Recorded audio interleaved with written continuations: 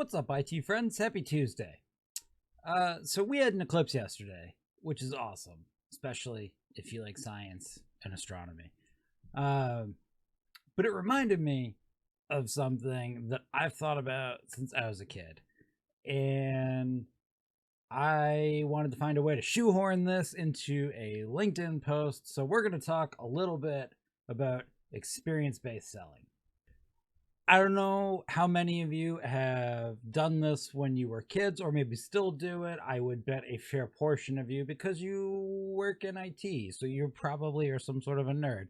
But remember that thing we used to do or still do, or we thought about if I had a time machine and I could go back to, pick your favorite point sufficiently back in time, um, I would effectively appear to be magical. I could be a court wizard at this point because my modern knowledge would give me such abilities that the people in whatever that time period is would be like, wow, that's amazing. And yes, I know we're glossing over time and space. So going back in time is only part of the equation. You need to go back in space as well so you don't end up suffocating in the void.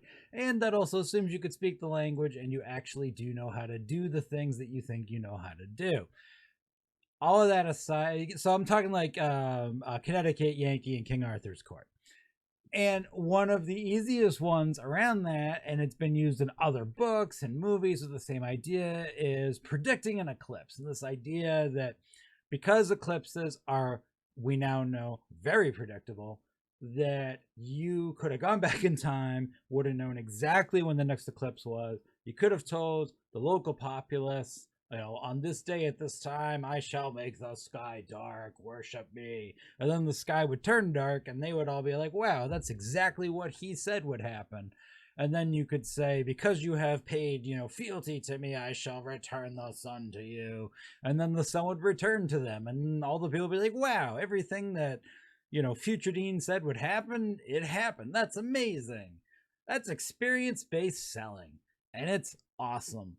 And if you're a little bit uncomfortable with selling, which you probably are because you own an MSP and a lot of you aren't that great at selling, you should think a little bit more about experience based selling. I am not a sales expert at all. I know like next to nothing about sales. I'm not very good at it. And that's why I love experience based selling. And I think it can be a really good comfort zone for all of those that are like me, where we don't really know what we're doing. We're not that aggressive. We don't really have that true innate desire to just close and sort of hunt down that deal. We're just sort of there because we like computers and we want to have a good time. We want to help a business's problems not be problems anymore. Experience based selling might be exactly what you need. So it has a couple of simple, really easy components. Basically, you first need to define what the client's experience will be like. And you can either completely script this for them, or you can, based off their existing pain points, come up with a story. But that's basically what you're doing. You're going to come up with a story that explains what their experience will be on your platform with you as their MSP. And I have found, and your mileage may vary, but in my case, the more I could tell it like an actual story, the better it worked. And so you paint for them a picture of what they will experience. You need to qualify for them specific things that they are going to notice in that experience. You then deliver the experience, and then you immediately follow up with, did you experience the thing I said you would experience? And if done properly, the advantage to this is, well, you can only sell things you can do. So there's no element of feeling like maybe you're misrepresenting something or being skeezy or anything like that. You specifically have to deliver the experience, and you ask them, did you experience it? And it can be a really, really powerful way to sell because not only will, yes, you have a ton of immediate credibility because you have done the things that you said you would do for them, but it also makes the client feel smart. And when you make the client feel smart, that makes them feel good. And if they can associate, when I interact with you, I feel smart and I feel good, that means that they are far more likely to continue interacting with you and to refer other business to you when you ask them to do it. You have to ask for referrals. Referrals don't just magically happen. So we used to do this a lot in my former life in ultra high-end audio visual stuff. Early 2000s, flat panels still cost 10 G's for a 30-inch, like just to give everybody the rough idea of the time period. And surround sound had gotten to the point where it was genuinely starting to become affordable for a normal person to have a full surround sound system of decent quality. And so we would get a lot of people into the showroom who had never really experienced proper surround sound or high definition ever. They'd simply heard about it. So they knew it existed, but they didn't know if it was for them or if they wanted to buy it.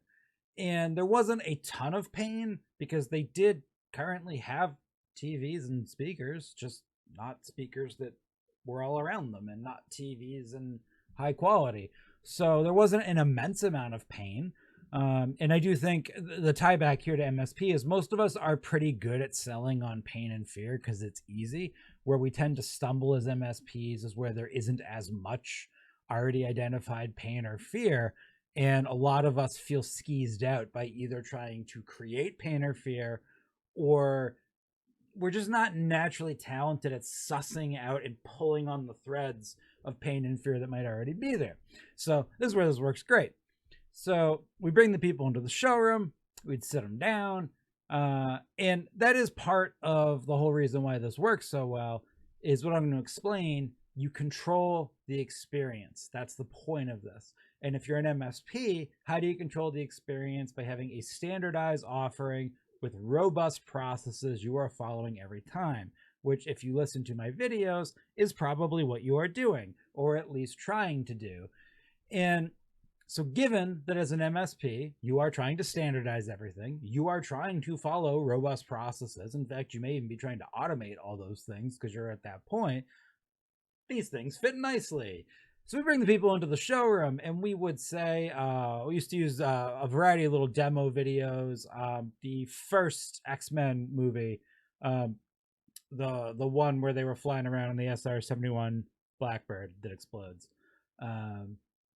We would use that scene. It was a great scene. So I'd sit people down and be like, I'm about to show you a short scene from a movie. Here's what you're going to notice. And so this is really important about experience-based selling. You have to describe the experience and then tell people what they're going to look for, because it only works if after you're done with the experience, you can turn around and say, did you experience the things I told you to look for? With the confidence you have ahead of time of, well, yes, they will experience those things. So we get in there and have them sit down, pull everything up, explain we're going to demo surround sound to them. We're going to demo a high definition screen. I'll focus on the sound for a minute. We would talk about in this scene from this movie, you are going to experience all the characters are having dialogue inside a fairly quiet environment. Then suddenly there will be a loud explosion. After the explosion, the dynamic range will change again to an extremely quiet environment.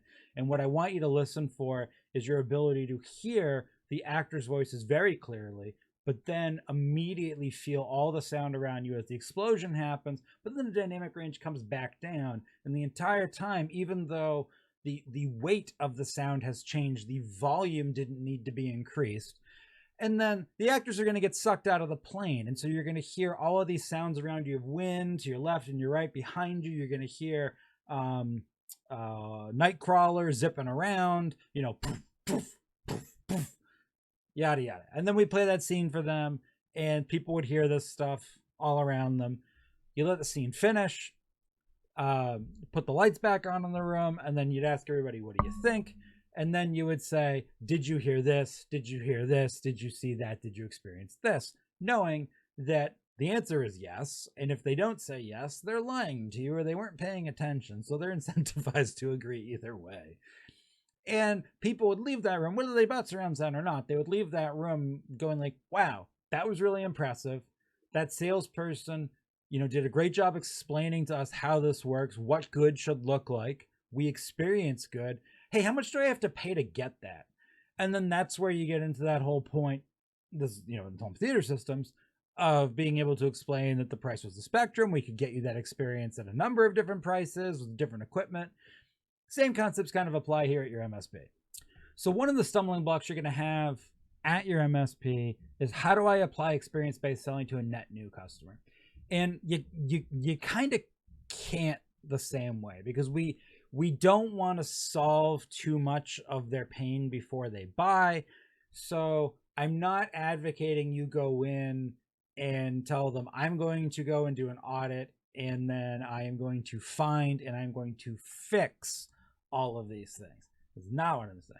But you start with experience-based selling early on by saying, here is what our sales process looks like. And like I had mentioned in a previous video, you have it all mapped out, and then you follow it. And along the way, you call back to that initial map, which literally could be a map, and you tell them, hey, we are currently in phase 3, as we discussed and as you can see on your map. This is still a form of experience-based selling, and it adds an immense amount of credibility. And as you move through the different phases of bringing on your client, and then once they are a client, everything you're going to sell to them from that point forward, any new services, any new add-ons, you do the same thing. You tell them ahead of time, here is what is going to happen. It is currently happening. Are you noticing that it is happening? Here is what has happened. Did you notice what has happened is what I told you would happen? That's experience-based selling. It's really not that hard, and it's probably something a lot of you are already doing without realizing it. Here's the best part about establishing sort of a track record with your clients of this approach to sales. Your clients will start to learn that when you come identify a pain or fear point for them, or gain, which is far less common in MSP, but if you identify fear, pain, or gain for them, they will start to learn that this is not coming from a place of you being predatory. It's coming from a place of authenticity, which can help with a lot of the struggles that a lot of MSPs who have not had that authenticity and credibility established in their value prop can really help you with. Like, how many of you can't get clients to show up for your QBRs or your TBRs? It's a chicken and the egg situation. They're not going to really value them until they start going to a few that provide value, but you got to get them to go to a few. If you've already been approaching them from the beginning with this experience-based selling style, there's a better chance, if you're not naturally skilled at convincing your clients, that they're just going to trust that you're not there to waste their time. That like, hey, every time my MSP tells me that there's fear, pain, or gain that I should look out for, they've been right. They've been able to show it to me. And afterwards, they followed up and demonstrated why my spend in time or money was valid and addressed that fear, pain, or gain. It just establishes this level, like we said, that makes the client feel smart, which makes them feel good, which means the next time you reach out about something, maybe you have a cool new add-on offering, maybe you're going to restructure something, maybe you're removing a service, maybe you're upping your prices, whatever it is, it makes taking that meeting with you more valuable, because that client's going to say, hey, every other time this person has had a meeting with me, they've done exactly what they said they were going to do, and they followed up later to make sure that I had the experience that they predicted I would have. That's it. I'm not a sales expert.